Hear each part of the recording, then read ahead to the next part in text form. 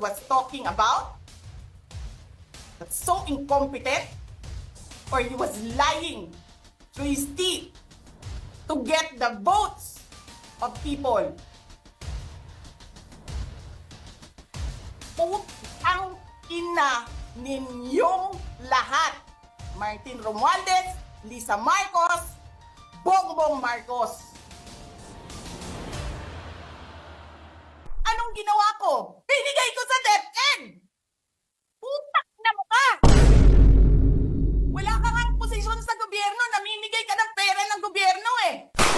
Putang ina ninyo! Sino ang korap? Yung mga congressman na yan na nag-hearing, anong sinasabi nila?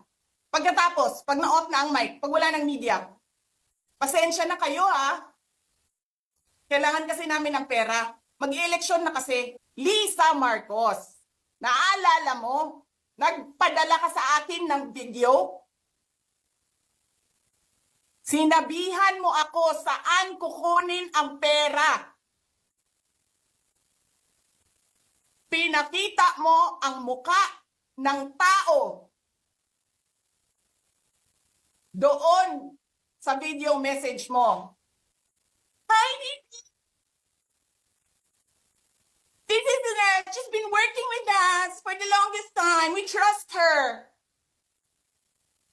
You sent me written instructions about money.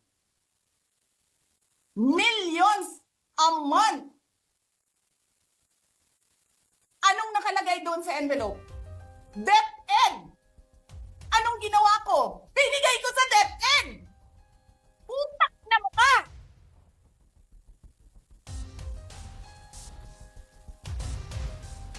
Wala ka nga posisyon sa gobyerno, namimigay ka ng pera ng gobyerno eh!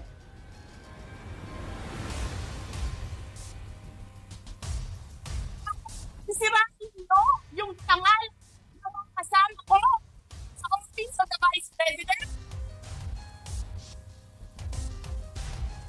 Sasabihin nyo sa mga tao, nakaw yan, confidential funds yan. Niwala nga kayong isang proof na confidential funds yan. Naniwala lang kayo sa isang babae na ang pangalan ay Gloria Mercado na nagsabi confidential funds yan, na hindi nyo nga nilabas na wala pang confidential funds, meron ng white envelope.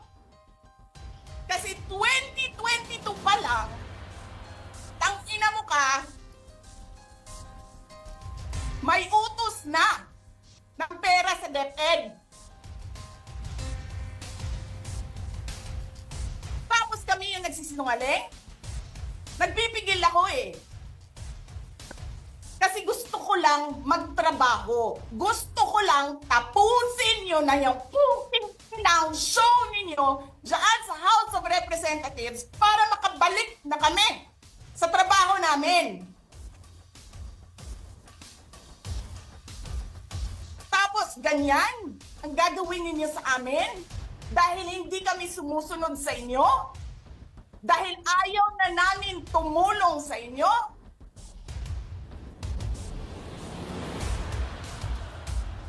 Ganito gagawin ninyo?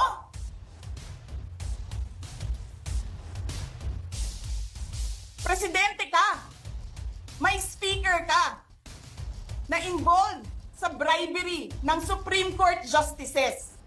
May video, may kaso, may witnesses. Hindi mo tinanggal yung speaker mo. Pinabayaan mo siya abusuhin ang pera ng bayan. Paikot-ikot sa buong bansa, namimigay ng pera na para bang kanya yung pera.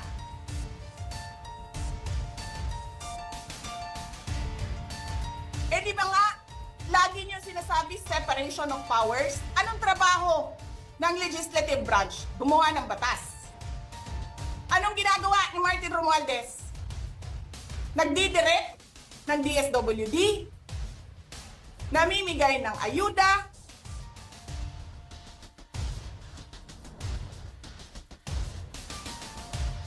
Nagsasabi kung anong bibigay, anong ibibigay, anong gagawin, sino ba ang presidente dito?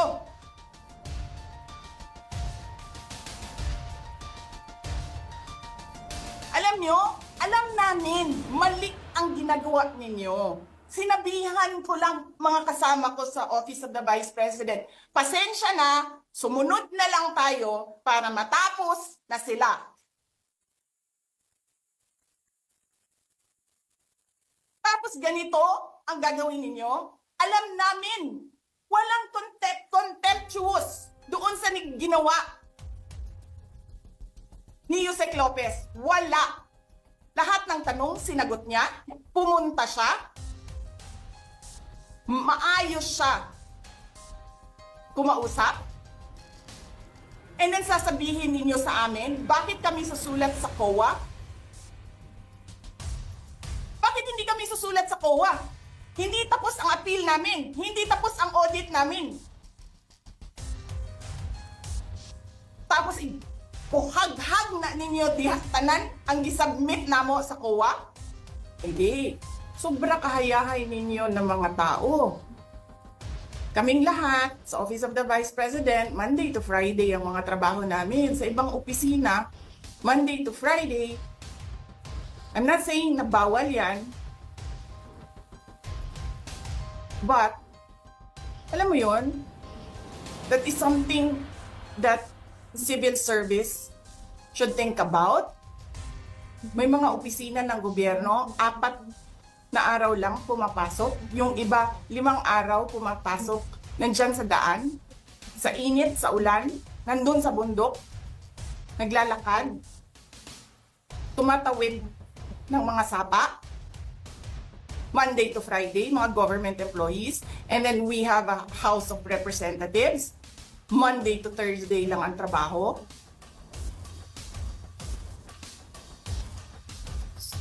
The civil service rethink that. Ganyan. So anyway, wala sila. Wala silang trabaho. So hinahanap ko, where is this special doon sa order? Where is this special committee meeting that happened? Because they need the permission of the majority leader and the speaker. Kasi nga, walang trabaho eh. So kailangan nila ng permission. Walang nakalagay doon. So how is that a legal order? Tapos nakalagay pa sa second order nila, I violated security regulations when I visited. Before ako pumupunta dito, pinapaklear ko yung oras ko. 11 to 1, 4 to 5. Anong security violations ang dinayolate ko dito sa loob? They allow other visitors to come in here. Pero ako, sinabihan ako kanina, hindi ka pwede bumisita dyan sa loob. Doon kayo sa visitor center. Ililipat namin. And then I said no. Sabi ko, sinabi ni Secretary Chua, through that lawyer, I think Attorney Agnes, I don't know if I remember the name correctly right now, na yes, she can visit subject to the guidelines of the detention center. And so anong ginawa ko mali? Basta na lang ba ganun? Sasabihin nyo, I violated security regulations. Ano yun? Wala naman ako 2 baril. Nung sinabi sa akin na hindi ako pwede pumasok, nag-antay ako. Alam mo, binibigyan ko pa ng pasensya yan si Taas ba yan? Kanina eh. Ngayon hindi na. Nagsinungaling pa siya. Na I refused daw to leave last night when I did not even know na pinapaalis ako. Ang sinabi lang sa akin, papatayin ang kuryente. Which I said, okay lang. Kasi may flashlight naman ako. Hindi ko naman kailangan ng kuryente. Tapos kanina, sa media, pinapalabas nila na I locked myself doon sa kwarto. Of course, nag-lock ako kasi natutulog na ako.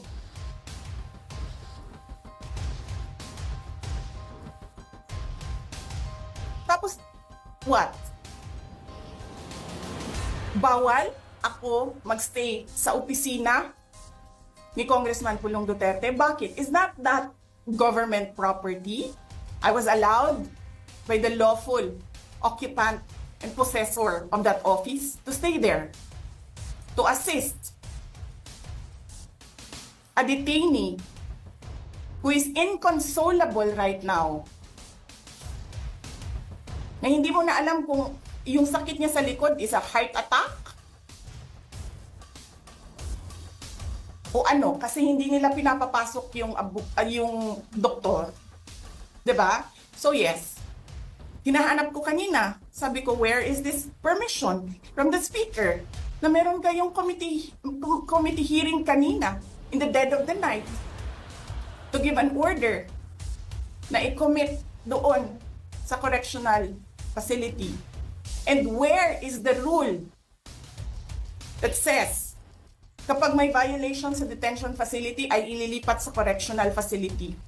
Ano yun? You make rules as you go along? Ano yun? Di ba dapat sa demokrasya, there's a rule of law? And then they make rules as they go along? Kung ano lang, whatever pleases the speaker, get her out of the House of Representatives kasi hindi siya dapat nandiyan. Bakit? Pag may-ari niyo ba itong compound na ito? And then sasabihin pa nila sa akin na there is a threat to my life inside the batasang pambansa? Why is there a threat to my life? This is the most secured facility because nandito lahat ng mga spoiled brat sa ating bansa. Tapos, sasabihin pa nila, well, pabigat ka sa amin kasi kailangan namin dagdagan ang security mo. Bakit? Trabaho ba nila magbantay sa akin? Eh di ba trabaho ng BPSPG yon? Na may I just say, binabawasan nila ng binabawasan araw-araw? Na as if this office is not the second highest office in this country, and only because umalis ako sa administration? Kailan ba nagsimula yung atake nila? Alalahanin nyo.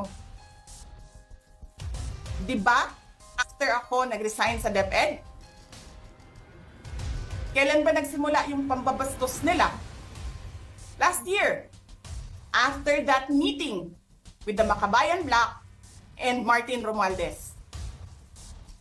They started destroying my name, pummeling me in the media with a multi-million PR campaign. Pinastos pa nila ako ng mga pagsisinungaling nila na kesyo taksil, kesyo korap, abusado. Putang ina ninyo! Sino ang korap? Yung mga congressman na yan na nag-hearing, anong sinasabi nila? Pagkatapos, pag na-off na ang mic, pag wala ng media, pasensya na kayo ha. Kailangan kasi namin ng pera. Mag-i-eleksyon na kasi. Tabi kay Sara ha. Hindi ko naman gusto tong ginagawa ko eh. Eh putang ina, hindi mo pala gusto ginagawa mo eh. Bakit mo sinisira pangalan ko? Joel Chua.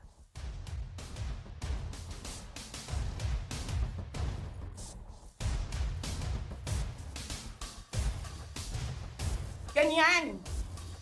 Ganyan ang bansa. This country is going to hell because we are led by a person who doesn't know how to be a president and who is a liar. Alam nyo anong pruweba ko na sinungaling siya? Tinanong ko, dalawang businessman. Matagal na sa negosyo ng bigas.